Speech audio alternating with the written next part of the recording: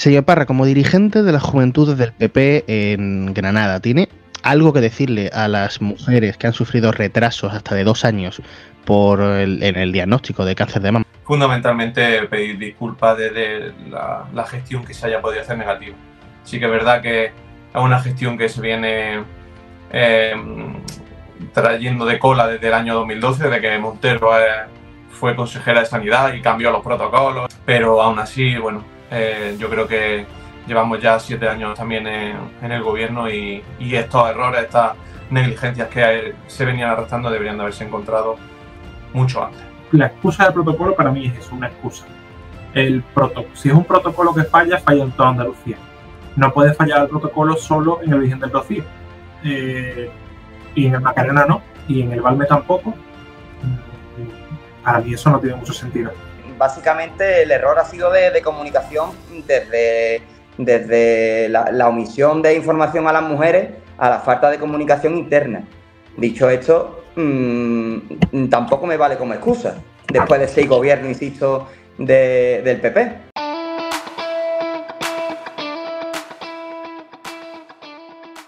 No sé qué es peor, tener que esperar 2 años para que te digan si tienes o no tienes cáncer, o tener que esperar más de una semana para que la responsable política de ese fallo dimita. 2.000 mujeres andaluzas se han visto afectadas por un fallo, por una negligencia, en el cribado de los diagnósticos de cáncer de mama cometidos por el Servicio Andaluz de Salud, de la Junta.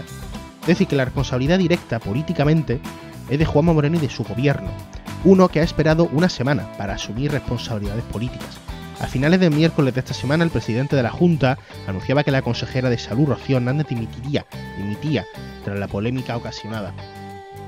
Y no es para menos, esta crisis es una muestra más de los efectos que produce la privatización y el maltrato de lo público en beneficio de lo privado, que rige las políticas en Andalucía y en otras regiones desde hace décadas, que pueden afectar mucho a la vida de la gente. Y efectivamente es que esto viene también, hay que incidir en que esto viene de las últimas gestiones del PSOE. Porque, amigos y amigas, las políticas de derechas también la puede hacer el PSOE, incluido Pedro Sánchez.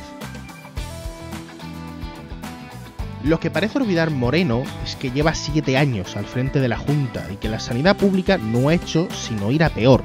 Prueba de ello es que, según el último barómetro del Centra, los andaluces ven a la sanidad como el segundo problema que más afecta a la región de Andalucía y que más relevancia tiene a nivel personal, solo por debajo de los 2 casos del paro. Pero qué más da, los populares lo van a esconder todo hablando de que Sánchez es muy malo, que su familia y su partido son todos unos corruptos y que RTVE es muy sectaria. No así Canal Sur o Telemadrid. Ojalá los andaluces nos acordemos de esta crisis, aunque sea solo de esta, cuando votemos en cuestión de unos meses. Ojalá.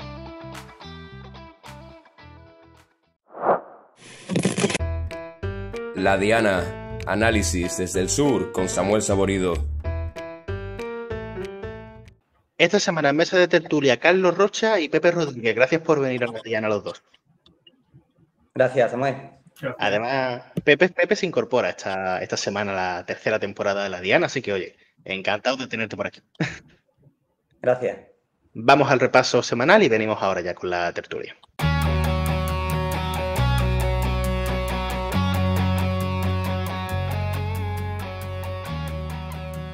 Francisco Correa, el conseguidor de la trama de corrupción del PP conocida como el caso Gürtel, reconoce todo lo que le acusa la Fiscalía en la última pieza separada del caso de la Gürtel. Este se trata de la última rama judicial que se ha destinado a investigar el presunto blanqueo de capitales de Correa, quien se enfrenta a 77 años de cárcel, y que también investiga además a su máximo conseguidor, Pablo Crespo, y a los 2 arquitectos fiscales del grupo, Luis de Miguel y Ramón Blanco Balín. En este caso el PP es fundamental, ya que la corrupción se pudo llevar a cabo a través de mordidas de dinero público de los gobiernos del PP, de sobornos a políticos del PP y, que dio como resultado, la presunta financiación ilegal del Partido Popular. En definitiva, esta no es una buena semana para el Partido Popular y menos en Andalucía, ya que después de decir que no eran para tanto, esos errores que recordarán en el cribado de diagnóstico de cáncer de mama han dejado a 2.000 personas esperando, 2.000 mujeres esperando hasta 2 años los resultados de sus pruebas, tras culpar a los pasados gobiernos del PSOE de estos errores o de iniciar estos errores y anunciar que con modificar el protocolo y depurar responsabilidades en cargos no políticos de la consejería, con eso se iba a arreglar todo, pues ha llegado a la esperada dimisión de la consejera de Salud y de Consumo, que hasta el pasado miércoles era Rocío Hernández. Al final, pues oye, ha llegado. Y lo anunció el presidente de la Junta, Juanma Moreno, quien está ya en búsqueda de su cuarto consejero de salud desde que llegó a la Junta, hace 7 años, lo recordarán. Moreno es conocedor de que la sanidad es ya su talón de Aquiles, igual que lo fue para los últimos gobiernos del PSOE, y lo será seguramente para el siguiente gobierno que venga después de las elecciones, sea el que sea. Ahora está buscando quién será su nuevo consejero, que según informan no llegará el anuncio hasta el próximo martes.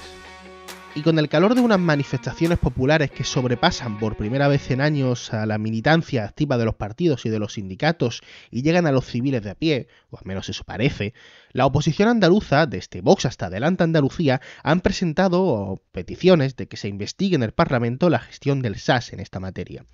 Unas manifestaciones que, por cierto, piden también la cabeza de Juanma Moreno.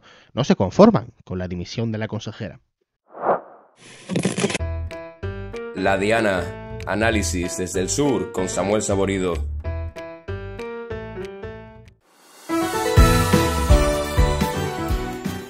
Titular de una semana que viene cargadita porque el gobierno anuncia una generación de crédito para financiar más de un año después la ley ELA.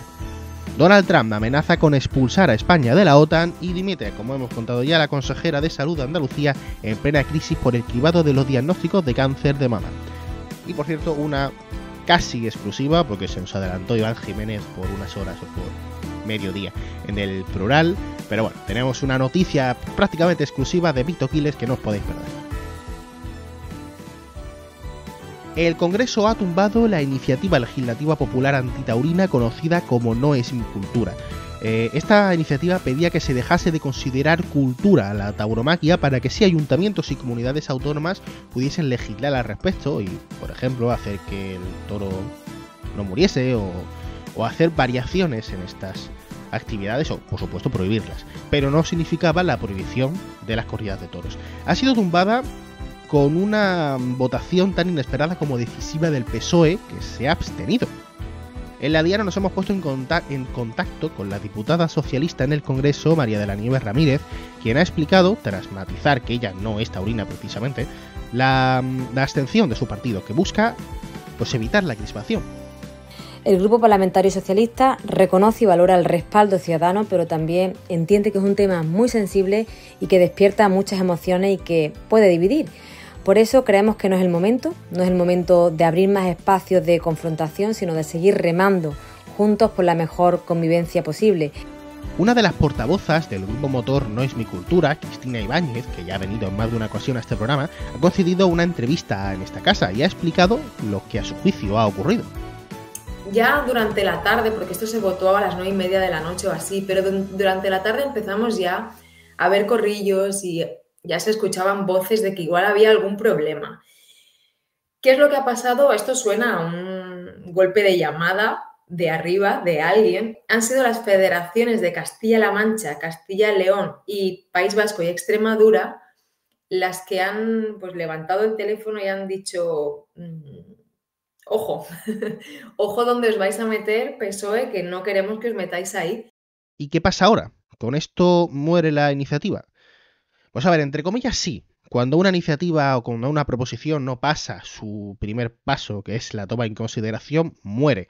Pero como ya ha pasado en más de una ocasión con decretos que ha presentado el gobierno y que no han sido aprobados, uno o varios grupos parlamentarios lo puede presentar como proposición de ley con el mismo texto y darle más vida al proyecto.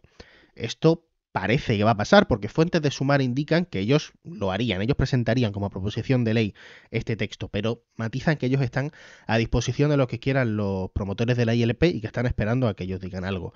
¿Por qué? Porque según nos cuentan en esta casa, les genera dudas la opción de presentarlo como proposición de ley, ya que tienen miedo a que la propuesta pueda parecer partidista, así que dicen que lo mejor para ellos es que lo presenten varios grupos juntos.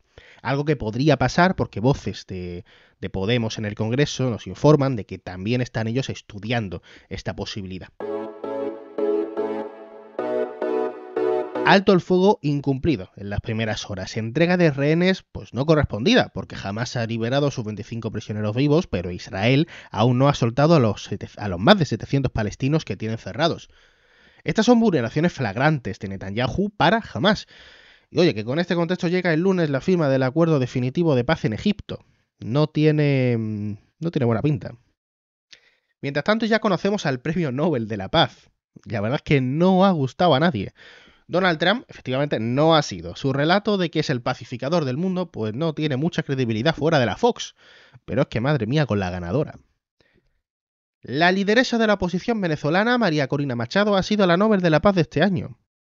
¿Qué coño ha hecho esta mujer por la paz? O sea, si me dices que ha sido justo en el año de las elecciones aquellas dudosas, tan dudosas que hubo, pues digo, bueno, tiene sentido. Pero ¿qué ha hecho por la paz?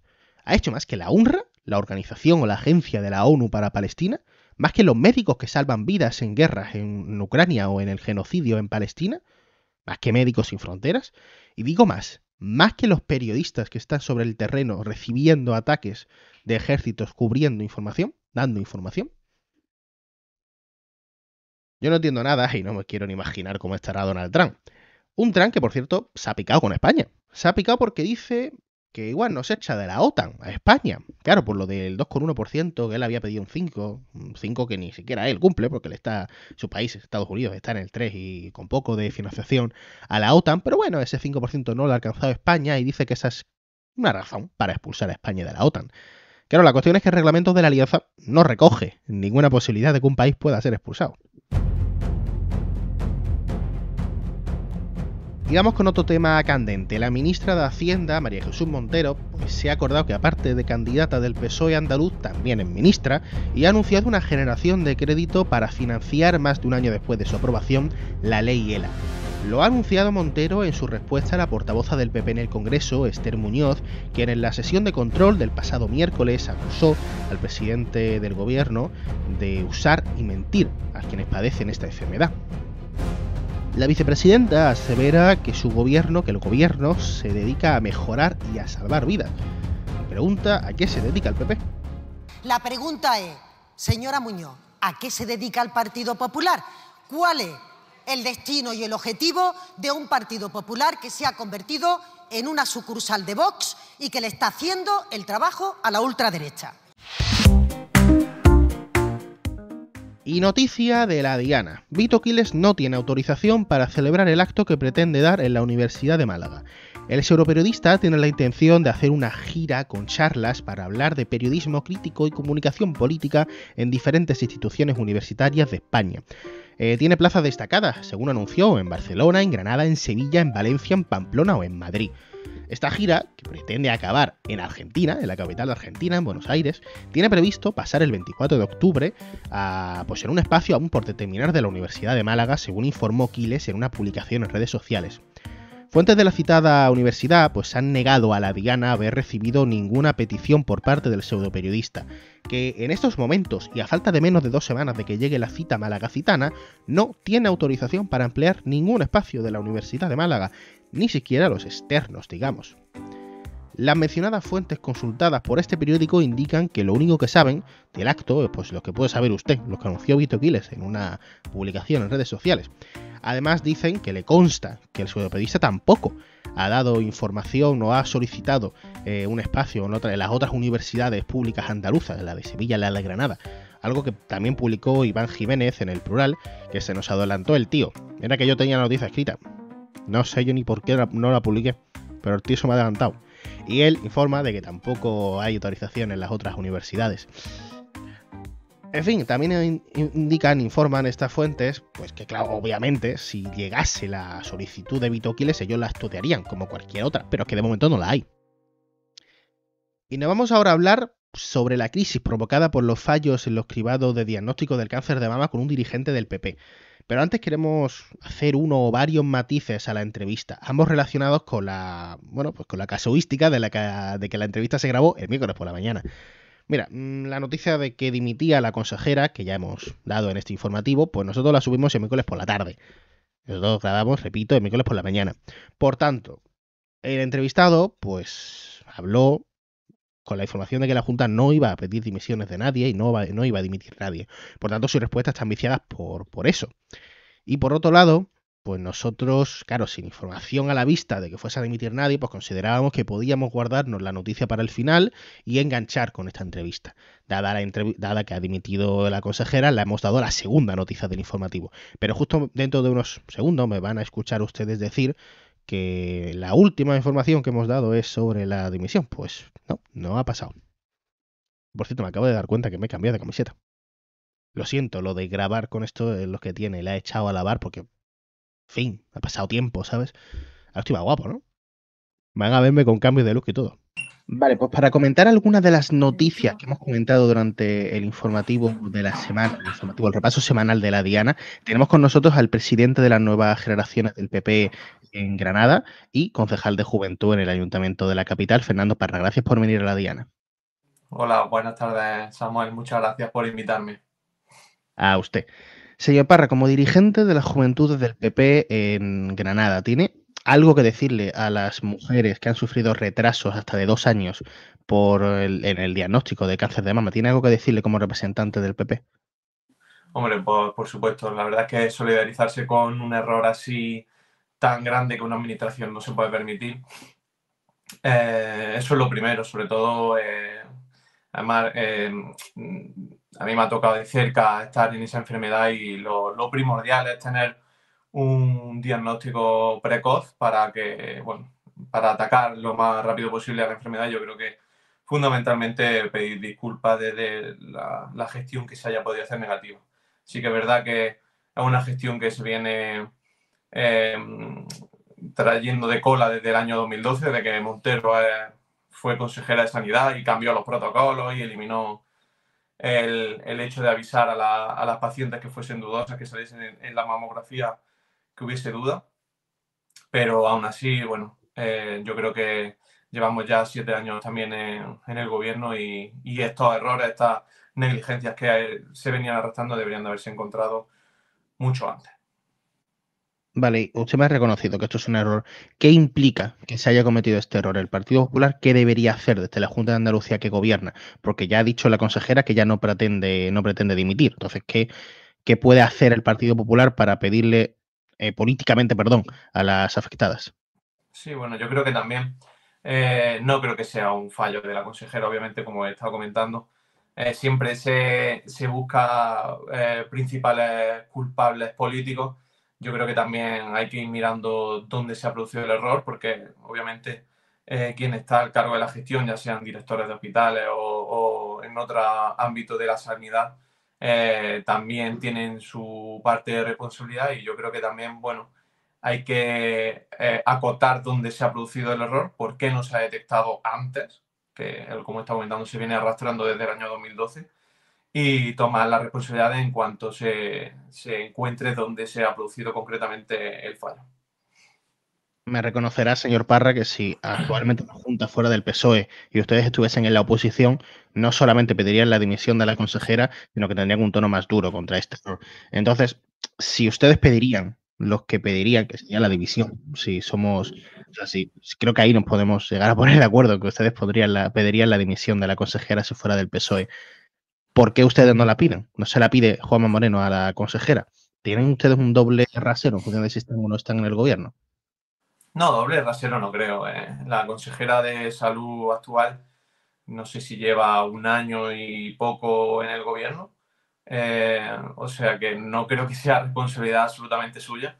Y nosotros, si estuviésemos en la oposición, pediríamos depuración de responsabilidades, pero que se buscase una solución real, no solamente hacer sangre por hacer sangre, porque al final es lo que muchas veces le he comentado yo a la gente que hace una crítica dura o a la gente que nos dedicamos a la política, que es la deshumanización del político. Muchas veces entramos en un juego que deshumanizar a una persona que intenta gestionar de la mejor manera posible no creo que sea lo más adecuado, y menos en esta situación que, como vengo diciendo, se viene arrastrando desde el año 2012, cuando María Jesús Montero era la consejera de Salud.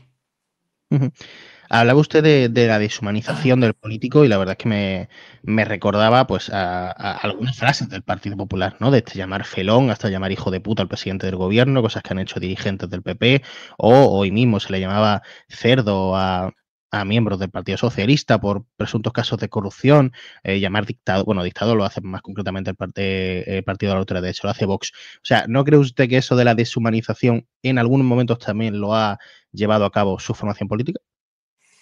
Bueno, lo de llamar hijo de puta no me suena a mí en ninguno Ayuso. No, no dijo eso exactamente. Y menos bueno, eso es lo que dice su gabinete, y tú lo sabes. Y menos públicamente. Al final, esto es una espiral que viene creciendo desde que Podemos cogió impulso, sobre todo en redes sociales, en Twitter, que empezó crispando a la población y bueno, poco a poco fue entrando en un cisma, donde yo me acuerdo cuando Cifuentes tenía casi que salir escoltada de su casa cuando era presidenta de la Comunidad de Madrid, porque la gente de extrema izquierda tenía la intención, o parecía que tenía la intención de agredirla. Entonces, bueno, yo creo que ahora, por unos pequeños descalificativos que no se deben de producir, y menos en sede parlamentaria, sobre todo porque sea una imagen muy mala, yo que también tengo cargo institucional, nunca lo he hecho y nunca lo haré. El hecho de descalificar, porque al final lo que valoramos aquí es la gestión de una persona, no valoramos lo descalificativo personal. Y eso, yo creo que mi partido nunca ha entrado en muy pocas ocasiones, y si lo ha hecho, la verdad es que no estoy de acuerdo en que se entre en ese tipo de descalificaciones. El señor Tellado hace semanas hablando de la fosa común del gobierno, Bendodo hablando de pirómana, la que gestiona Protección Civil, o sea, su partido, igual que otros tantos, igual que el Partido Socialista, igual que Sumar, Podemos, etcétera, eso lo hacéis todos, pero no se puede decir que su partido no haya incurrido en este tipo de fango, digámoslo así. Sí, a ver, lo de llamar pirómana, la verdad es que es un calificativo, bueno, agresivo a la hora de valorar una gestión, pero sobre todo cuando hay vida humana en juego, yo creo que lo que no se puede ser tampoco es tibio, y el control al gobierno es fundamental. Es verdad que habría que moderar desde todos los ámbitos políticos, y es mi percepción, moderar sobre todo las palabras que se dicen, porque eso luego se traslada a la población, y lo que hay que intentar es polarizar lo menos posible. Por ejemplo, un líder al que yo me fijo mucho, que es Juanma Moreno, nunca le habrá escuchado decir ningún descalificativo de los que has comentado. Y bueno, en esas de esa crispación, ese fango, hemos de reconocer que hay veces en las que la sesión de control se convierte en una sesión de control del gobierno a la oposición, cosa que no es para lo que está institucionalmente creada. Les quería preguntar por otra de las noticias con las que abríamos el informativo, y es que hoy, el día que estamos grabando esto, que es miércoles 8, ha salido la noticia de que el principal cabecilla del conocido como caso Gürtel, que se llama así, Gürtel Correa, Sí. Francisco Correa, ha confesado todos los delitos por los que se le acusaba en la última parte abierta del caso, pues lo han reconocido todos. Estos concretamente iban por un presunto delito de blanqueo. Esta trama, por si la gente no lo sabe, yo lo he tenido que buscar, para serle sincero, tiene relación con el Partido Popular, con su formación, porque le acusaría al partido de financiarse ilegalmente, de recibir sobornos y de recibir también comisiones, ¿no? Digamos, mordidas, y de darlas. ¿Hasta qué punto, con este historial y con otros tantos casos que actualmente todavía se están juzgando, tiene posibilidades el PP de salir a un debate político, además tan bronco, hablar de la corrupción como principal discurso? ¿Puede el Partido Popular hoy, con gente todavía en juzgados, hablar de corrupción del Partido Socialista? Sí, yo creo que obviamente, claro que podemos hacerlo, porque el Partido Popular obviamente ha sufrido el daño de la corrupción, lo ha sufrido en la urna. Internamente hemos tenido congresos donde hemos elegido a nuestros líderes y nos hemos reformado, hemos rehecho el partido por completo. Hemos cambiado varias veces de líder en los últimos años, no se nos olvide. O sea que nosotros hemos hecho una autocrítica muy fuerte, hemos puesto de verdad, hemos puesto los pies en el suelo y hemos visto que había que cambiar las cosas en el partido para que la corrupción no te llevase por delante. Cosas diferentes es lo que está haciendo el PSOE, que en el PSOE de Andalucía ya sabemos todos los casos de corrupción que ha habido, pero yendo a una moción de censura como fueron en 2018 contra la corrupción, que ellos decían que había sistemática en el Partido Popular y que ahora ellos mismos sean los que están liderando las portadas por casos de corrupción, pues bueno, es un poco hipócrita. En este sentido, condenar completamente la corrupción y quien haya cometido algún delito, por pequeño que sea, tiene que caer todo el peso de la ley. Ya lo está sufriendo, por ejemplo, Bárcenas, que, bueno, lo usaron para hacer una condena ejemplar, por así decirlo, ¿no? Que le echaron bastantes años de cárcel. Y bueno, quien lo haya cometido, que lo pague, que sea el hermano del presidente o sea en este caso Francisco Correa. Señor Parra, preguntas de sí o no, si me lo permite. Sí. Entiendo, según su discurso, que Sánchez es responsable en primera persona de los que Ábalos y los que Santos Ciudadana hacían, ¿no? Responsabilidad el tema de corrupción, no, pero que lo sabía o que tiene que asumir una responsabilidad política, sí. Vale, esa misma responsabilidad política la tendría que recibir Mariano Rajoy o Aznar, por ejemplo, con Bárcenas, que estuvo en los dos gobiernos y todos hemos conocido. Que pasaba, perdón, me estaba hablando de Montoro o Bárcenas, por ejemplo, que cada uno en sus consejos de ministros han estado pringados.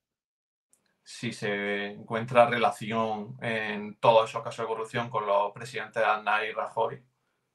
Pero hoy relación no hay. Hoy relación judicial no hay entre Sánchez y Ábalos, pero su partido lo relaciona, como puede ser incluso lógico. Entonces entiendo que también se puede relacionarles, ¿no?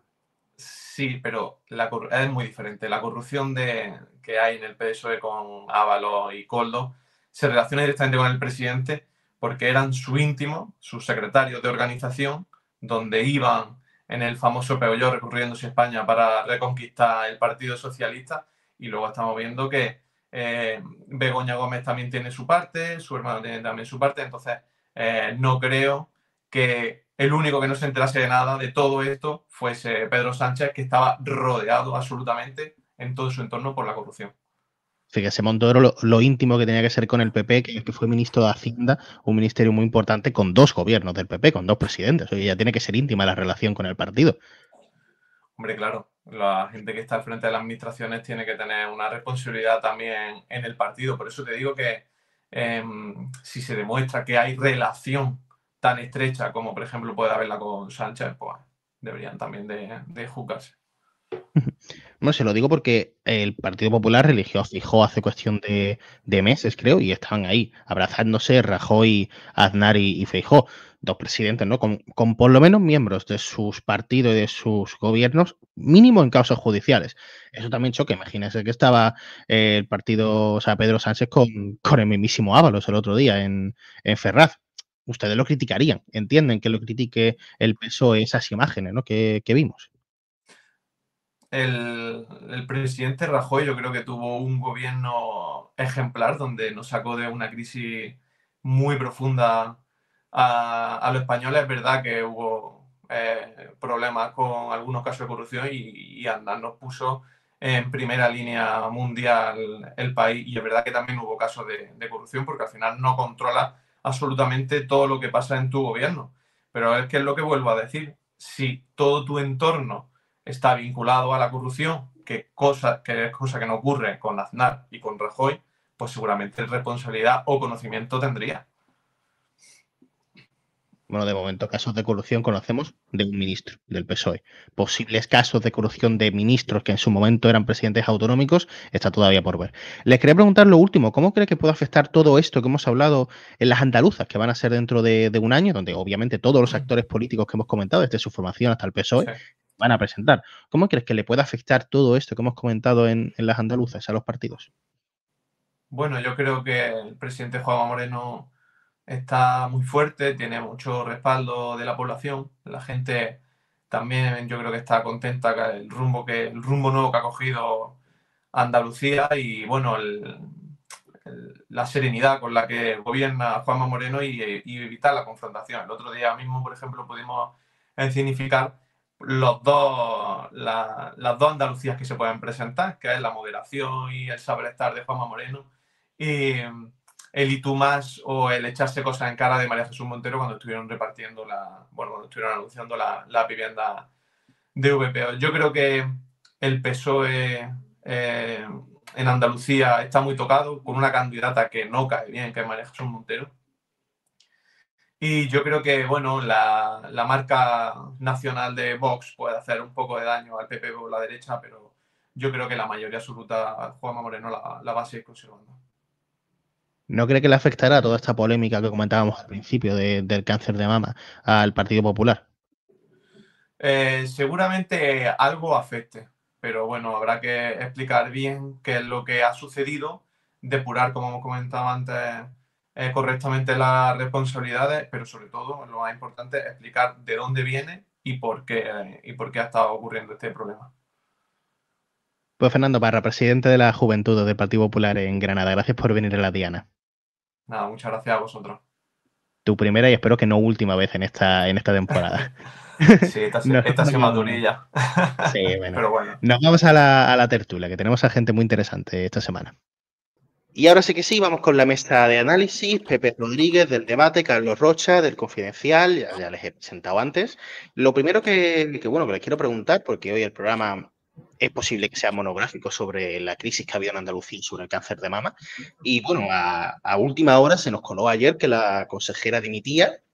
No sé yo si es una dimisión o es una petición de dimisión por parte de Moreno, porque el hecho de que lo anuncie Moreno quizás sea un poco raro. Yo quiero pediros a los dos que me valoréis la dimisión, que me valoréis la crisis en general y todo, y como se incorpora en este programa, le voy a dar la palabra a Pepe para que me comente todo cómo lo ve.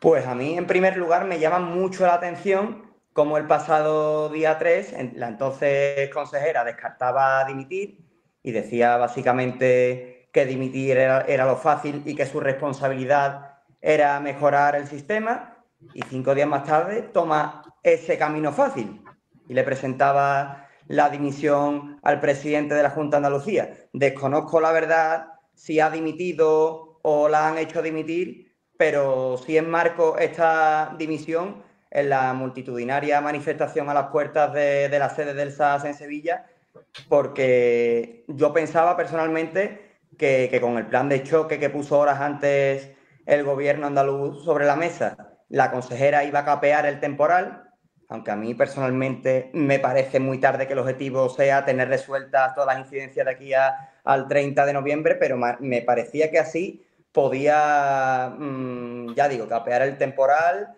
y echar el balón hacia adelante, ¿no?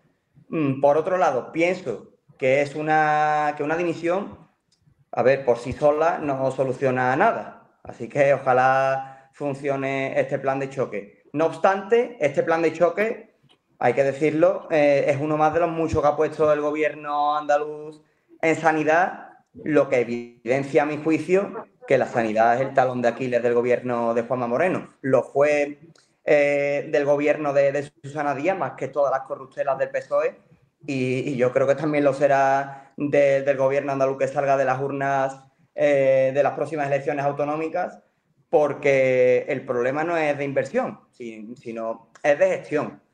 Y la gestión la marca el envejecimiento de la población. Yo creo que es un problema más de fondo que se tiene que va más allá, mucho más allá de este problema, de esta crisis del cribado del cáncer de mama. De hecho, otra prueba de que la sanidad es el talón de Aquiles del gobierno de Juanma Moreno es que Rocío Hernández ha sido la tercera consejera de salud en 6 años del gobierno de Juanma Moreno tras Jesús Aguirre y Catalina García. Y cabe señalar que, a diferencia de sus dos antecesores, Rocío Hernández llegó a la consejería con un perfil más técnico, menos político. A ver, no tenía ninguna afiliación política cuando llegó hace poco más de 14 meses. Es doctora en medicina y cirugía, si no me equivoco, especialista en pediatría, y contaba con una amplia experiencia previa en la gestión sanitaria. Y aún así, la sanidad andaluza le ha venido grande. Aunque bueno, en este punto voy a ejercer de abogado del diablo, digámoslo así, porque el SAS es una empresa muy grande, con más presupuesto incluso, y esto lo repite en muchas ocasiones el presidente de la Junta de Andalucía, que toda la Junta de Galicia. Así que, a ver, tal como está montado el sistema, su gestión suena a misión imposible. Ahora, a ver quién es el valiente que se atreve a asumir este reto. De momento lo asume de manera provisional el consejero de la presidencia. Que madre mía, con el consejero de la presidencia, anda que no tiene cosa. Le dan la palabra a Carlos, a ver cómo lo ve él. Bueno, yo creo que lo que ha pasado desde... Yo más que el día 3 no recuerdo exactamente, ¿no? Pero el miércoles previo, el miércoles de la semana pasada, fue el día que se hizo el Consejo de Gobierno en las Atarazanas de Sevilla. Pues hubo Juanma Moreno fue el que dijo eso de no puedo cesar a la consejera porque no quiero someter a vaivenes innecesarios a la Consejería de Salud. Lo que ha pasado desde entonces es que la crisis no ha parado de escalar. Cuando tú tienes a una señora que ha sufrido atrasos en su diagnóstico de cáncer, algunas operadas con mastectomía y que anuncian que van a denunciar en todas las televisiones, la prensa nacional, no me refiero solo a los periódicos nacionales que estamos aquí, sino la prensa de las televisiones nacionales con las cámaras en Andalucía, una atención mediática que yo no recuerdo aquí desde, pues creo que puede que nunca, ¿no? Desde que está aquí Juanma Moreno. A nivel de, por un problema de gestión, no ha habido nunca esta atención mediática, ¿no? Eso es lo que ha ocurrido. Yo creo, sin embargo, que el problema de Rocío Hernández, cuando tú hablas con la gente que está en la gestión, incluso con sindicatos médicos y otros sindicatos, te dicen que la gestión de Rocío Hernández no era tan mala, que Rocío Hernández había puesto a personas que sabían gestionar en puestos de gestión, defienden que hay cosas que ella ha hecho que van a notarse, que van a tener su respuesta en una mejora. El problema aquí ha sido comunicativo. En el momento en el que Rocío Hernández va al programa de Ángel Barceló, al Hoy por Hoy, el martes primero de la crisis, digamos, la crisis sale un lunes, el martes ella va al programa y ella habla de manipulación sanitaria y Ángel la para y le dice, perdone, ¿de qué está usted hablando? ¿A qué se refiere con manipulación sanitaria? ¿No? Es ahí cuando Juanma Moreno toma las riendas de la crisis y Rocío Hernández desaparece, salvo por una pequeña intervención en el Parlamento que le tocaba, porque había comisión, y una rueda de prensa el viernes, no recuerdo dónde, en la que dice que no va a dimitir, ¿no? Es lo que ha dicho Pepe. Ella después de eso ha desaparecido. Ayer no presentó ella el plan de choque, lo hizo Carolina España, y yo tengo muchas dudas, yo no me atrevería a decir que la dimisión de Rocío Hernández tenga que ver directamente con la manifestación, porque el mensaje de Juanma Moreno no nos lo han confirmado, pero por la luz que se ve en el Palacio, en el Salón de los Espejos, está grabado probablemente a la misma hora o incluso antes de que se produjera la manifestación. Evidentemente el PP o el gobierno ya sabía que esa manifestación iba a ser multitudinaria, 2.000, 3.000 personas, que es bastante para un miércoles laborable a las 7 de la tarde, pero una manifestación muy llamativa, donde yo estuve. Entonces se escucharon cantos que no se habían escuchado antes contra el presidente, hubo un nivel de implicación de personas que no parecen habituales a una manifestación allí en la Villa de la Constitución de Sevilla. No ha sido desencadenante, pero sí ha sido un factor a tener en cuenta, creo yo. Y bueno, lo que decía también Pepe, ¿no? A ver quién se queda con este marrón, nunca, por más que sea un poco zafio hablar de marrón, pero quedan como mucho 9 meses de legislatura. Suponemos, aunque no tenemos ni media pista, el gobierno no da ninguna pista, que el presidente optará por un perfil más político que el de Rocío Hernández, y también suponemos que tardará relativamente poco. Por lo que han dicho hasta ahora, seguramente sea después del puente de la Hispanidad o del 12 de octubre, porque el presidente ahora el día 12 tiene que estar en Madrid, luego el lunes es festivo en Andalucía. Yo creo que el martes amaneceremos con un tuit del presidente diciéndonos quién es el consejero y el miércoles tomará posición. Creencia, no hay información. Opinión, por supuesto. Os voy a plantear una doble pregunta, ¿vale? Al final tenemos un pelín menos de tiempo, así que lo voy a plantear doble y me contestáis lo más breve posible. A ver, por un lado, el PP decía, de hecho, llegó a decir cierta gente vinculada, ¿no? a la Junta, que esto no era para tanto. No, lo escuchamos hasta en Canal Sur, que esto no era para tanto, que no iba a ser para tanto, porque ni siquiera eran tantas mujeres. Y después también vimos a Moreno y a la gente de la Junta decir que esto viene de antes, viene de la gestión de los socialistas, no per se la crisis, pero sí las razones que han llevado a que se ocurra esta crisis. Pero que después dimita la consejera no es deslegitimar este argumento. Esa es mi pregunta. Le voy a dar la palabra a Pepe. A ver, tal y como plantea la pregunta, la respuesta es un rotundo sí. No obstante, también hay que tener en cuenta que la crisis ha ido escalando desde que Amama dio la voz de alarma y que, por otro lado, las 2.000 mujeres en seguimiento, de ellas, el 98% de los casos, lo que desde el gobierno andaluz se ha trasladado como falsos positivos, se suponen que los tumores que tiene son benignos, ¿no? En cualquier caso, según estos mismos datos, que nos los tenemos que creer, habría unas 40 mujeres con cáncer sin informar, lo que confirma la gravedad de este asunto y bueno, de ahí también que el gobierno andaluz, cuando ya se le vino todo encima, mandara a llamar a las 2.000 mujeres porque no es un caso baladí. Dicho esto, yo creo que la oposición, desde Adelante Andalucía hasta Vox, toda la izquierda participó también en la manifestación, Vox faltó en este caso, han estado en su sitio y aunque suene mal, porque no debería ser lo importante, les ha venido muy bien para reforzar sus respectivos argumentos, sus respectivos discursos sobre el deterioro de la sanidad pública, cuyos problemas, insisto en lo de antes, van más allá de la inversión y de su supuesta privatización mediante conciertos. Por su parte, al PP solo le queda agachar la cabeza, reconocer los errores y pedir disculpas, que ya lo que han hecho, pero claro, sin excusarse en la herencia recibida. Que sí, que la sanidad estaba hecha un asco con el PSOE, pero es que lleva ya 6 años gobernando y esa mano debería notarse. Que sí, que la inversión sanitaria está en cifras récord y se puede demostrar que los millones están encima de la mesa y cabe reseñarlo, por supuesto. Pero las mejoras en el servicio no se perciben o directamente es que no existen.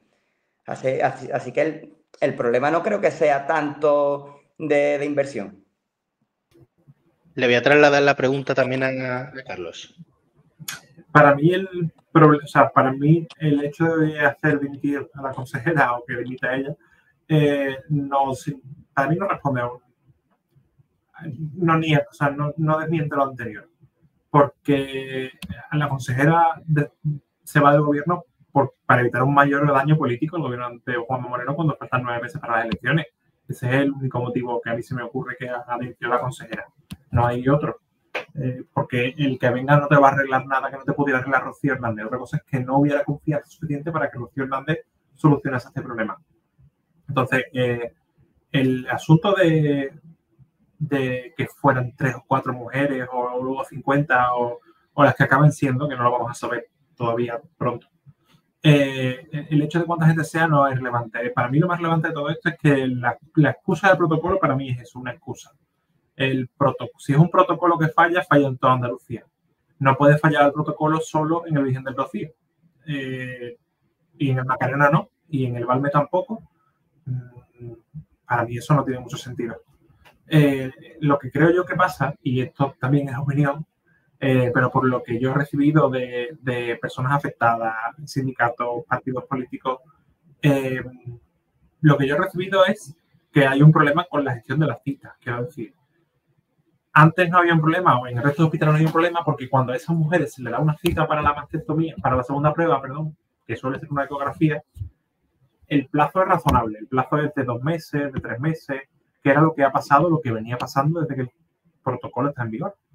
No se les avisaba porque te aviso imagínate, te hago la prueba hoy, que es octubre, y te llamo en noviembre para que te hagas la prueba en diciembre. Pero no estás 6 meses con incertidumbre, ni sin hacerte una prueba y luego te encuentras un bulto, ¿no? Es un tiempo razonable que impide que si la lesión no es benigna, como parece que es probable que pase en el 98% de las ocasiones, no pasa nada. Y si es maligna, te la voy a coger a tiempo.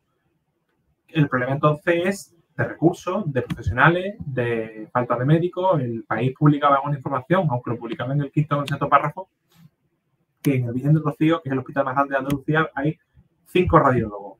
A mí, dices tú, ¿son muchos o pocos? Pues deben ser pocos, porque el plan de choque incluye la incorporación de 65, de los cuales la mayor parte, según han dejado deslizado, porque no lo han aclarado, van a trabajar en el Virgen del Rocío, al menos mientras dure este plan de choque de 7 semanas para hacerle pruebas a todas las mujeres que no les han hecho la prueba. Claro, el problema de eso es que Juanma Moreno o la Consejería de Salud o el Gobierno andaluz tienen ahora que decir, mira, no, el problema no es de protocolo, el problema es que no somos capaces de darle cita a estas mujeres antes de que el cáncer se le desarrolle. Entonces, reconocer eso, reconocer un fracaso. Ya tú le puedes echar la culpa al PSOE de antes, a que no hay médicos suficientes, a lo que tú quieras, pero tú no puedes echar la culpa a un fallo de protocolo, sino a un problema de gestión. Para que lleguemos a ese río, falta, porque la investigación está en marcha. De la semana pasada que estalló el caso, este miércoles en Consejo de Gobierno, la portavoz dijo que no tenía todavía información sobre por qué se había producido este fallo. Habrá que seguir preguntando hasta que esa investigación dure y acabe y nos cuenten, pues ha sido por esto. Y si mi opinión tiene fundamento, pues será otra crisis política. No obstante, Carlos, y coincidiendo contigo en que a mí también me parece una excusa el tema del protocolo, el otro día dijo Antonio Sanz, el actual competente de Sanidad, consejero de la Presidencia, que los fallos de coordinación en el cribado de cáncer de mama se remontan al año 2012. Es decir, que los problemas no son nuevos. Sabiendo claro, esto, sí. que lo han sabido tarde, porque básicamente el error ha sido de comunicación desde la omisión de información a las mujeres a la falta de comunicación interna. Dicho esto, tampoco me vale como excusa, después de 6 gobiernos, insisto, del PP. Aunque bueno, sí, considero un buen primer paso haber reconocido los errores, porque lo primero para ponerle solución es reconocerlos e intentar eso, ponerle solución. Me parece bien que se informe ahora con el cambio de protocolo desde el primer momento, ¿no?, a las pacientes, y que se haya ampliado el personal del programa de detección precoz. Pero es que no todo es inversión, y de hecho hoy en la sesión de control Juan Moreno ha dado más detalles sobre este plan de choque, que también contempla una remodelación de la estructura interna de este programa para evitar estos errores de comunicación interna. Sí, pero es lo que te decía, que dice Antonio Sanz, que los errores son desde 2012, desde antes, desde que existe el SAS, en los años 80. Hay errores en los cribados y en los protocolos y en los diagnósticos, y hay juicio por negligencia que la administración pierde y tiene que indemnizar a una serie de personas. El problema, creo, es que no es un error del protocolo. El protocolo, hay un debate político, que es político, sobre si el protocolo lo hizo María Jesús Montero y si el protocolo ya no, el de 2011, ya no incluye la obligación de informar al paciente. No está claro, porque es que hay una ley que te obliga a informar al paciente. Para mí, ya te digo, para mí no hay discusión. Para mí el problema tiene que ver con un problema de falta de disponibilidad de los radiólogos para hacer las segundas citas. Y no hay otra cosa. Y el problema que va a tener el Gobierno de Andalucía es si esto está ocurriendo en otros cribados, en otros programas de diagnóstico. Ahora se está hablando en el Parlamento del problema de cáncer de cervix, del problema de cáncer de colon, y se han puesto ejemplos personales. Hoy en el Parlamento la propia portavoz del PSOE ha hablado del caso de su padre, pero a todos los que estamos hablando aquí seguramente, y todos los que nos escuchan, y todos los que habían visto el telediario y han visto el debate en el Parlamento, todos conocen a alguien que su diagnóstico ha sido más tardío del esperado, o que se ha ido ha visto que no lo llamaba el especialista y se ha ido a la privada y se ha hecho la prueba y al final sí ha sido o no ha sido cáncer. Ese es el problema de esto, y por eso dimitió la consejera, porque no hay nadie que no conozca a alguien que tenga cáncer. Juanma Moreno, perdón, breve. Sí, Pregunto. Juanma Moreno en su comparecencia extraordinaria este pasado miércoles lo dijo, que él incluso en su propia familia tuvo cáncer, o sea, casos de cáncer. Sí, su padre, que Con- murió de cáncer hace unos años, vamos, lo ha vuelto a explicar hoy en el Parlamento, vamos, que lo sabíamos todo porque es una cosa que ya el presidente ha contado antes. Pero precisamente ese es el problema, que es un asunto tan cercano y tan habitual para toda la población que por eso estas movilizaciones del día del miércoles no son la típica movilización con banderas sindicales. Son movilizaciones muy heterogéneas. Vale, ya que me has mencionado las movilizaciones, porque me viene bien. Antes hablabas del daño político, ¿no? Que al final los que han hecho cesar o dimitir a la consejera, los que ese es el daño político que le puede generar al Partido Popular a 9 meses como máximo de las elecciones, que me da miedo ya decir ese número. Mi pregunta es, ¿esto le hará daño al Partido Popular? Porque creo que mínimo, desde que este programa existe, ha habido una o dos polémicas que han envuelto a Juanma Moreno. Solamente me acuerdo de una que fue la de los contratos estos del SAN, ¿no? Con la privada, presuntamente irregulares y tal. Y oye, nada parece hacerle daño según las encuestas y nada parece hacerle daño después cuando hay elecciones. Entonces mi pregunta es, ¿esto realmente le afectará a las elecciones o se quedará en el aire y digamos, el relato, que al final todos los partidos lo tienen, eso no es ni bueno ni malo, todos los partidos lo tienen? ¿El relato del PP será capaz de subsumir todas las movilizaciones? Le voy a dar la palabra a Pepe. Es que en relación, Samuel, a los contratos, a los conciertos sanitarios con la sanidad privada, yo no lo demonizaría ni mucho menos, porque creo que en el estado actual de cómo está la sanidad, cómo está el sistema montado, que para mí está obsoleto. Yo creo que eso es más que necesario. La cosa no era, que lo podemos criticar, pero no era esta la crítica de que haya contratos con la privada, sino que esos concretos eran irregulares. Estaban investigando porque se había utilizado un protocolo que se estableció para la crisis de la COVID-19 para épocas que ya no eran de los que estaban en vigor. Lo polémico era que ellos per se habían hecho contratos con la privada y de aquello tampoco le afectó a las encuestas. Pero a diferencia de este tema, es que aquí sí se toca algo muy sensible, como es el cáncer, y es que afecta directamente a la salud de los andaluces. Yo supongo que algún desgaste le acarreará en términos electorales al PP, si ahora mismo se celebran elecciones, seguro, pero claro, es que las elecciones, que pienso yo que no serán hasta mayo, claro, queda por ver cómo se resolverá también esta crisis. Y habrá que ver también la habilidad de los grupos de la oposición de mantener vivo este asunto, porque ahora mismo está de actualidad. Ahora mismo sabemos que si hay elecciones, insisto, yo creo que sí supondrá un desgaste y gordo, porque es que, como hemos comentado, incluso está el debate en la tele nacional. Pero es que, claro, no sabemos, es que puede ser que dentro de 2 meses este debate, este asunto no esté encima de la mesa. Por ello, el PP no va a acceder a la comisión de investigación parlamentaria que pide la oposición, incluido Vox, que yo creo que llevándolo a su terreno puede ser el principal beneficiado en términos electorales de esta crisis del cribado de cáncer de mama, porque la gente ya ha visto la gestión tanto del PSOE con su apéndice de Izquierda Unida como del PP. Y bueno, también se está viendo cómo está pescando Vox votos de la izquierda en los últimos meses.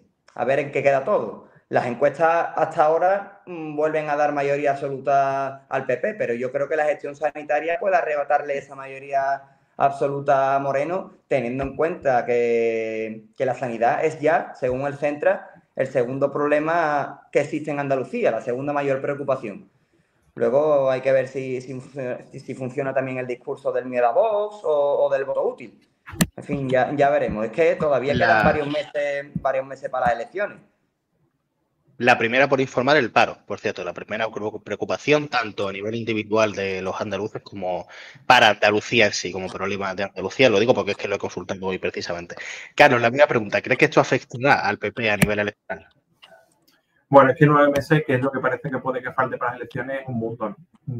No hay polémica que dure 9 meses y menos en la política actual. Entonces, dependerá también mucho de ya no solo de la capacidad de la oposición, que también, sino de si es verdad que lo que parece que está saliendo en otras provincias con otros cribados, según me cuentan a mí, en la oposición es verdad y se acaba confirmando, porque claro, hay muchos profesional sanitario que ahora se pone en contacto con la oposición y le cuenta, oye, pues aquí pasa esto.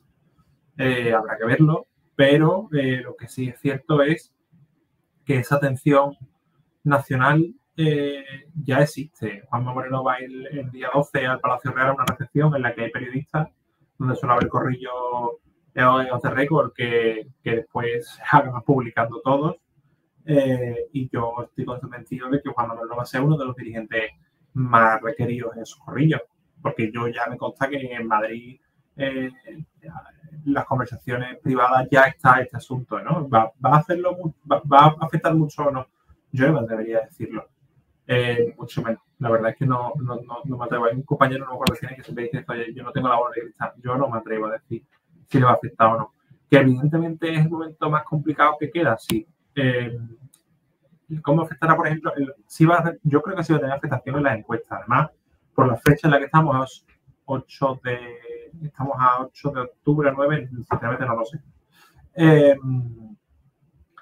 El Centra publica una encuesta el último tercio de octubre y las preguntas, no sé si se hacen en la última semana de septiembre o se meten incluso en octubre. Si las preguntas se han hecho esta semana, se va a notar. El dato del Centra que habéis hecho mención de la preocupación sobre la sanidad es el segundo más importante, pero el porcentaje creo que está en torno al 15 y es el más alto de la historia desde que existe el Centra, claro, hace 4 o 5 años. Yo estoy seguro que ese 15 subirá. Y aparte estoy seguro de que la mayoría del PP, el último titular que yo publiqué con el Centra fue algo así como que Moreno mantiene la absoluta, pero que alza de Vox y de la izquierda del PSOE amenazaba esa mayoría absoluta. Si lo pensáis, el PP solo, entre comillas, ¿no? El PP tiene 58 escaños, la absoluta está en 55. Perder 3 escaños no es una cosa tan rara. Para nada, es una cosa bastante plausible. Y 6 años y pico, o sea, perdón, y 8 años de desgaste, que serán los que pasen cuando lleguen las elecciones, o 7 y pico. Yo creo que a día de hoy, esto sí me atrevo a decirlo, en una encuesta el PP no tendría la absoluta. Ya lo veremos cuando salga el Centro. Fíjate los 3 diputados lo importantes que son, que hace unos días, el pasado miércoles, se paró el Parlamento porque faltaban 3 diputados y el PP habría perdido una votación. Esto fue una polémica muy grande que tenéis en la Diana y seguro que tanto en el debate como en el confidencial también lo tendréis. Os quiero presentar un nuevo tema de debate, aunque antes lo vamos a comentar con una invitada. Y es que el año que viene, como todos han mencionado, tenemos elecciones en Andalucía, en 9 mesecitos. Y bueno, poco a poco en la Diana vamos a ir analizando programas, candidaturas, espacios, etcétera. Vamos a hablar ahora del espacio a la izquierda del Partido Socialista, concretamente el espacio no andalucista, ¿no? Porque al final, Adelante Andalucía va por su cuenta y eso ya lo tenemos claro. ¿Se reeditará por Andalucía? ¿Qué hará Podemos? ¿De presentar a Izquierda Unida incluso por separado, que no deja de ser una posibilidad? Bueno, pues todo esto lo vamos a hablar durante este programa, aunque nos vamos a dejar incógnitas posiblemente por tratar. Y antes lo vamos a tratar con Raquel Martínez, que como sabéis es la secretaria general de Podemos en Andalucía, así que vamos a hablar con ella y ya después volvemos a la tertulia. Vale, si estás viendo esto es porque Raquel está mala y puede que no me haya concedido al final la entrevista, cosa que aún no sabemos. Así que ahora sí que sí, vamos a hablar con Carlos y con Pepe de este asunto. Es verdad que Raquel está mala, va a poder no dar la entrevista posiblemente. Os quiero cuestionar, ¿qué creéis que va a pasar? Por Andalucía se presentará junta, Podemos se presentará por separado, porque vimos creo que hace ya 3 semanas, tengo la noción del tiempo ya perdida, que Juan Gómez Jurado, diputado de Podemos por Andalucía, decía que no se presentaba a las siguientes elecciones y dejaba la portavocía del grupo porque él defendía la unidad y no lo ve coherente con seguir en la primera línea junto con Podemos. Entonces, ¿qué creéis que va a pasar ahí? Carlos, no sé si tú tendrás más información al respecto. Yo, mira, si tengo que apostar todo mi dinero a qué es lo que va a pasar al respecto, es que va a haber 3 listas. Está la de Andalucía, que ya sabemos que va por separado, estará por Andalucía como una coalición encabezada por Izquierda Unida y otros partidos más pequeños, de los que está Sumar, que es un partido muy pequeño en Andalucía. Y bueno, en España. Y luego Podemos, yo creo, y si Raquel te da la entrevista te lo confirmará por su respuesta, Podemos a su cuenta. Pablo Fernández, que es el portavoz nacional, dijo el otro día que habrá papeleta de Podemos. No hay ninguna intención no hay conversaciones en este momento. Podemos marcar unas líneas rojas que son prácticamente que Izquierda Unida salga del gobierno central, una cosa que no va a pasar, salvo que ocurra algo que así lo provoque. Y yo estoy convencido de que van a ir por separado. Y también me atrevo incluso a decir que creo que el resultado no será bueno para Podemos. Hay una cosa muy divertida que pasó en el Parlamento en este momento de bronca que has hecho antes mención, cuando Jesús Aguirre estuvo a punto de provocar una derrota sonorísima del PP en el Parlamento, porque había diputados del PP que no estaban en el hemiciclo para votar sobre un debate sobre el cribado de cáncer de mama.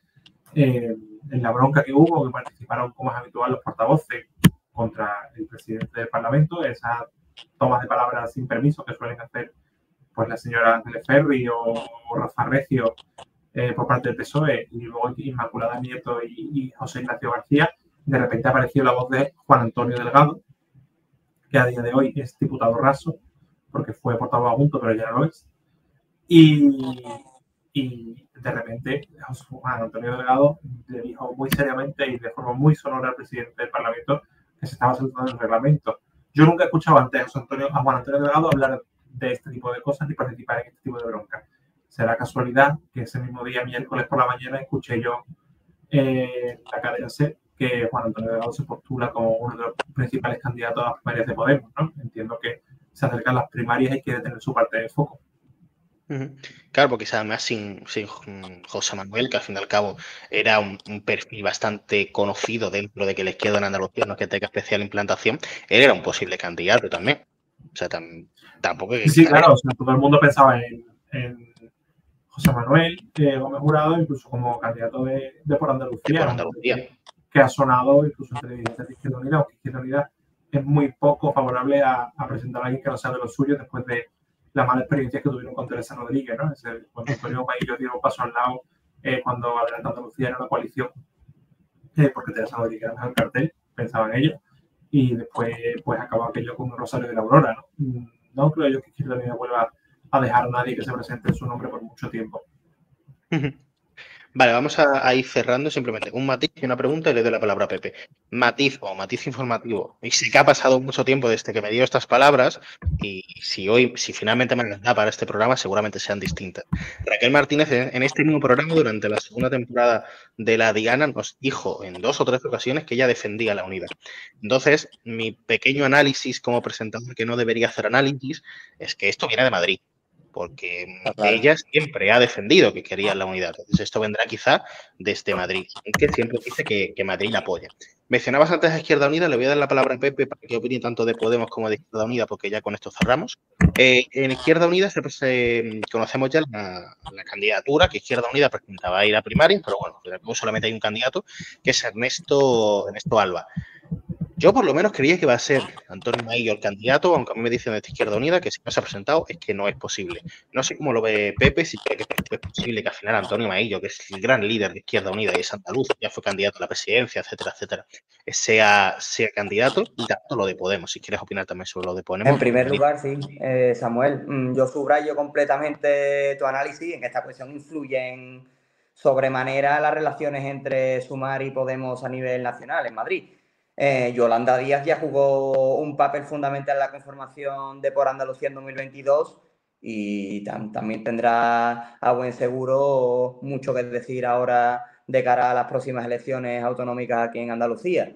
Sumar e Izquierda Unida abrieron el curso político, hay que recordarlo, con un acto sin la presencia de Podemos.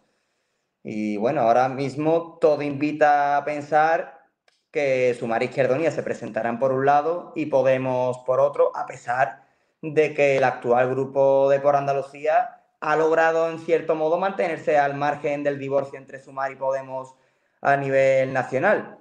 Es que en realidad es lo de siempre, es lo que ha ocurrido siempre en este espacio de la izquierda, para muestra el hecho de que como mínimo habrá 3 papeletas de izquierdas en las elecciones autonómicas, PSOE, Por Andalucía, como lo llamen ahora, y Adelante Andalucía. Esto ya lastra sobremanera las opciones electorales de gobierno de la izquierda. Si quieren tener opciones reales de gobierno, bien harían en ponerse de acuerdo Sumar y Podemos. Pero claro, no son solo Sumar y Podemos, sino también Izquierda Unida, Más País, ECUO, el Partido Comunista, etcétera. Que al final son intereses por colocar sus cabezas de lista, porque programáticamente no difieren mucho. Yo tampoco veo muchas diferencias, al menos en lo esencial, ¿no?, entre todo este batiburrillo de Por Andalucía y Adelante Andalucía. Pero claro, en este caso lo que ocurrió hace unos años parece insalvable, al menos a corto plazo. Respondiendo al tema de... Brevemente, porfa, que tengo que cerrar. Sí, yo creo que sí, que descarta la elección de Ernesto Alba como candidato a Izquierda Unida. En principio yo creo que sí, que descarta la opción de Maillo. Además, Maillo es el coordinador federal de Izquierda Unida y parece que la pantalla de candidato a la presidencia de la Junta de Andalucía ya la ha pasado. Además, su apoyo a Ernesto Alba, que lo ha dado ahora, también viene de eso, ya cuando se postulaba a liderar el Partido Comunista. En fin, que yo la opción de Maillo, de momento, la descarto. Descartamos a Maillo y damos casi por hecho que Por Andalucía y Podemos romper. Entonces, con esto nosotros nos vamos. Carlos, Pepe, gracias por venir a la Diana. A ti, Samuel. Nos vamos, nos irá antes con una sección que tenemos que es la Frikiana, ya sabéis, tenemos que hablar del último capítulo de Peacemaker, ya no sé cuándo la grabaré, así que la tendréis después. Gracias por vernos, chao, chao. Se acabó Peacemaker, ya está, haya llegado el último capítulo a HBO Max, ya ha terminado nuestras vidas la serie de Peacemaker y puede que haya acabado la serie, no solo la temporada. ¿Qué hago yo ahora sin mi jueves de racismo, tío? La Frikiana, el espacio friki de la Diana, pilotado por Samuel Saborido. Pues ha llegado el último capítulo, señoras y señores, ha llegado. Un capítulo raro, un capítulo que ha sido polémico. Ha habido ya mucho debate en redes sociales y no va a parar. Mucho creador va a utilizar pues esto para darle mucha caña. Yo lo voy a hacer, pero he de decir una cosa, vamos, en el primer minuto. Me ha gustado el capítulo y me ha gustado la serie y la he disfrutado. Pero eso no quita que haya cosas muy mal hechas durante la serie y que se han visto reflejadas capítulo a capítulo y que se han visto reflejados en este último capítulo. Vamos a ver, el capítulo está muy bien hecho, o sea, a nivel técnico es precioso. A nivel de imagen, de fotografía, de composición de planos, todo lo que podemos detallar como comunicación audiovisual y tal. Guay, perfecto. James, te puedes sacar la carrera de comunicación audiovisual otra vez si quieres. El guión, bueno, no está mal, te cuento una historia, tal. Incluso si fuera una peli, se podría disfrutar como peli. E insisto, he disfrutado el capítulo, es que está muy bien y como vamos a comentar más adelante hay escenas muy emotivas, la de Harcourt, la de la pareja esta de Adebayo con su exmujer y tal, pero es que no es un último capítulo, como último capítulo no está bien hecho.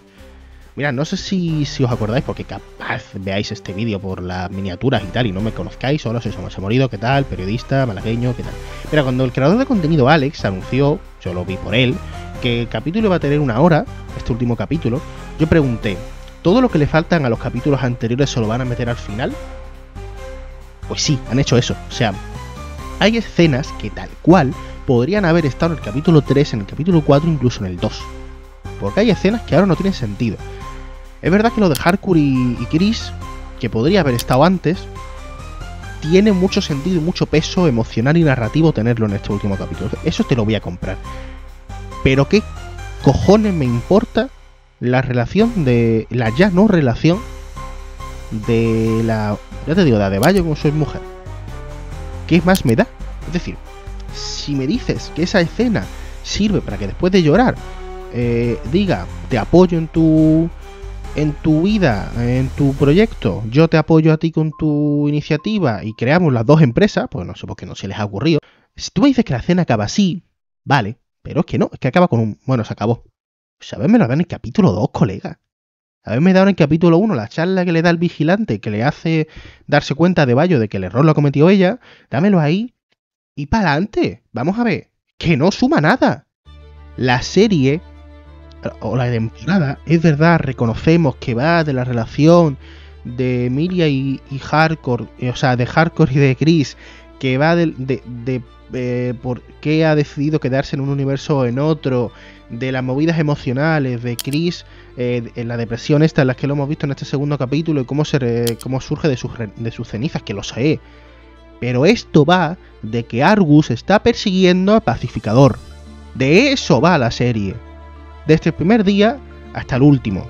Y no puede ser que en el último capítulo de la serie no haya una sola pelea buenos contra malos. Insisto, sé que la temporada va por otro lado. Sé que la temporada tiene la intencionalidad de hablarnos de la relación con Hardcore. Lo sé. Pero no tiene sentido que no haya ni una sola pelea. Que la única interacción que haya entre Argus y Chris sea al principio, que ni siquiera es Argus, que es una prisión, cuando lo sacan porque le pagan la fianza, y al final, cuando Argus lo rapta y se lo lleva a la prisión esta. La prisión está muy guay. Por esto, y el juicio, los derechos, que va, no hay derecho ninguno. Es decir, toda la serie, toda la temporada, va de que Argus se quiere vengar, o sea, de que a través de Argus el director Flag se quiere vengar de la muerte de su hijo y lo quiere primero meter en la cárcel, bueno, primero matarlo, después meterlo en la cárcel y después llevarlo a la tierra esta, o a la dimensión, ya no sé ni qué es, porque esa es otra cosa, tampoco nos han explicado nada. No sabemos si es una dimensión, si es una tierra, no sabemos nada. Es decir, que planta semillas, que está muy bien que plante semillas, pero no os da la sensación, por favor, decídmelo en los comentarios, que igual yo estoy equivocado. ¿No da la sensación de que este es un buen capítulo 4? O un buen capítulo 9 o 8, porque realmente es el 8, ¿no? De una serie de 10, mínimo 10 o 20 capítulos. O sea, da la sensación de que no han acabado de contarnos nada. De que lo que es la trama principal, Argus versus Peacemaker, no la han explorado realmente bien. De que Tierra X, como comentamos la semana pasada, tampoco está especialmente bien tratada. Que lo único que está bien tratado es lío amoroso. Y las emociones y los chistes del vigilante. Es lo único que está bien tratado, lo único que está cuidado en esta temporada. Porque lo siento, James, que salga el grupo de la canción solo te mola a ti. Solo te gusta a ti. A los demás no. E insisto, esto no va de cameos. Podrían haber hecho muy bien el último capítulo sin meter a nadie. Yo quería que saliese Superman. Sigo insistiendo en que algún día veremos a Clark Kent entrevistando al pacificador. Pero no tiene por qué ser ahora. Pues esto puede ser dentro de 10 años. O sea, lo que un capítulo final tiene que tener es una gran pelea. Es una gran pelea. O sea, la gente que hemos visto Flash, la serie de televisión, sabemos lo que son finales decepcionantes. Temporadas que van muy bien, del malo contra el bueno, y los finales son decepcionantes. Tiene que haber un final que sea, wow, ha merecido la pena estar 2 meses pagando la suscripción, ha merecido la pena. No decir, ¿y ahora? Que sí, claro que un capítulo final te tiene que dejar con la sensación de querer ver más. Pero no con la sensación de haber visto poco, sino de querer ver más, que no es lo mismo. Y Peacemaker siempre se ha quedado con el hemos visto poco.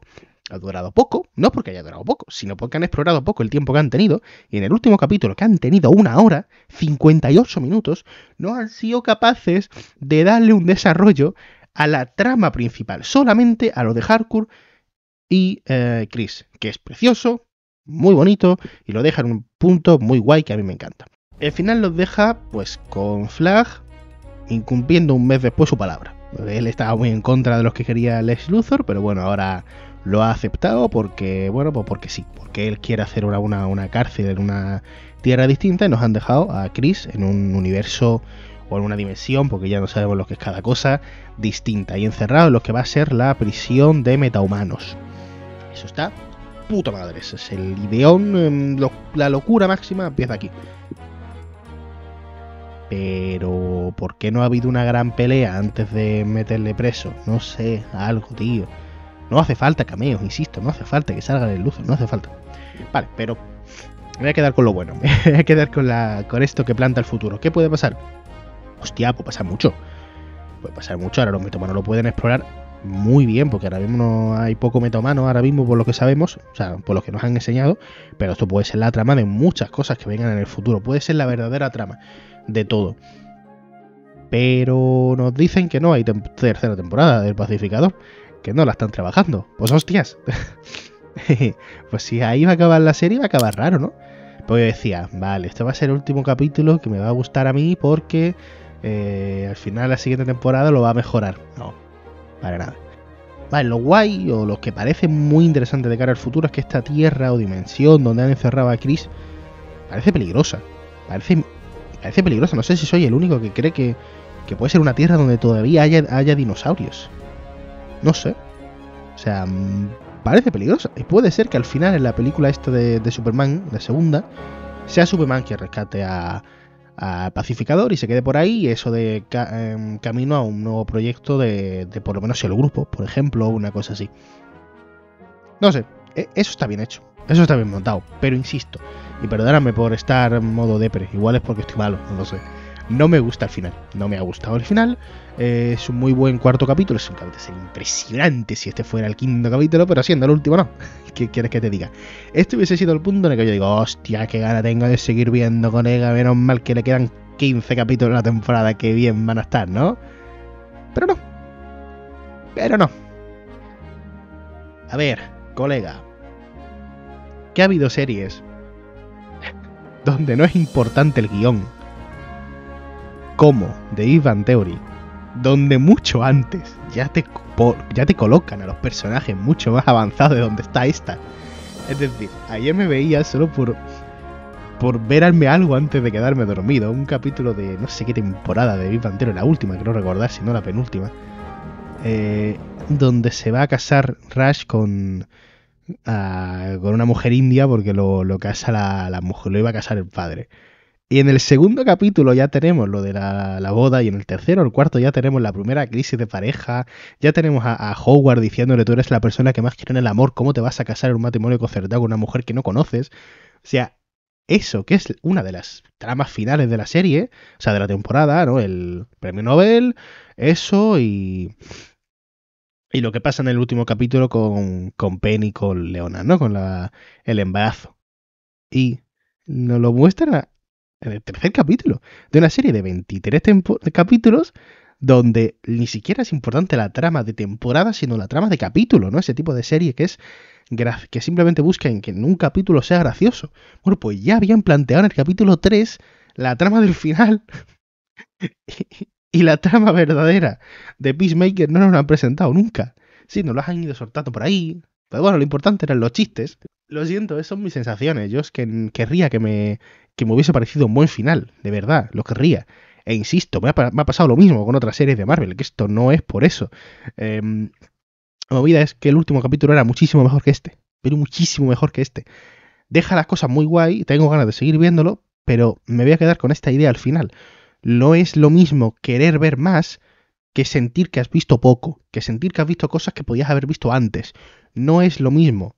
Y James Gunn debería aprender a esto. Quizá esto hubiese sido mejor si, yo qué sé, si solamente hiciese un proyecto por año el propio James Gunn y lo demás lo hiciese otro. Bueno, pues esto se acaba, arqueros y arqueras. Perdona que no os he dicho nada, estoy malo, yo no me acuerdo ni de qué tengo que decir arqueros y arqueras al principio. Estoy un desastre de creador de contenido, pero vamos, como la copa a un pino. Además, porque la semana pasada os anuncié un debate que va a pasar dentro de unos días, ¿vale? No ha sido posible organizarlo per se, yo estoy malo, más allá del vídeo no apetece hacer muchas cosas. Llevo una hora grabando cosas para el canal, bueno, es lo que toca. El debate, la intención es hacerlo entre el lunes y el martes, ¿vale? A ver qué pasa. No os enfadéis conmigo si no estáis a favor. De hecho, si queréis enfadado y ponerlo ahí en el comentario, hijo de puta, gordo, no sabes de cine, lo que quieras, tú escribe, que vas a venir, eso es genial a YouTube Studio, me parece genial, tío. Aquí nos vemos para otras más cosas del mundo de superhéroes y quizás de otras cosas, porque ya que he hablado de Big Bang Theory, ¿te apetece que hablemos de la segunda temporada de Georgie y Mandy que viene el 16 de este mismo mes de octubre? Yo tengo muchas ganas de ver la serie. Y quizá, ya que no hay cosas de superhéroes per se ahora, que quedan por lo menos creo que un par de meses, un mes y medio, ¿no? Para Wonder Man, pues ¿qué os parece que hablemos de esa serie? Dejadmelo en comentarios. Chao, chao.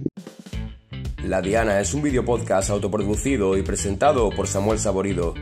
Puedes vernos y escucharnos en YouTube, Spotify e iVoox. Y ahora también leernos en ladianapodcast.com.